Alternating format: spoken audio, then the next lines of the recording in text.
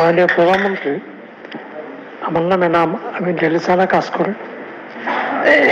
আমার প্রশ্ন হচ্ছে, এদেশে অনেক মানুষ, বিশেষ করে মহিলা, ভারতের বিভিন্ন জেলে মানবতার জীবনযাপন করছে।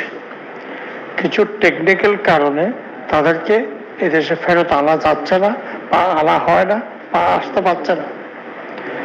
সেখানে পররাষ্ট্র মন্ত্রণালয় এবং অর্থ মন্ত্রণালয়ের একটু হিসেব নিকেশ আছে। সেটা হচ্ছে, বাংলাদেশ হাই কমিশন দিল্লিতে লেবারদের ওয়েলফেয়ারের জন্য বা বিশেষ কোনো ফান্ড নাই, যার কারণে জেলে যারা আছে, জেল এক্সপায়ার হওয়ার পর মানবতার অবস্থা আছে, ভারত দিতে চাচ্ছে, আমরা আনতে পারছি না অনেক সময় টাকার অভাবে। সামান্য একটা ফান্ড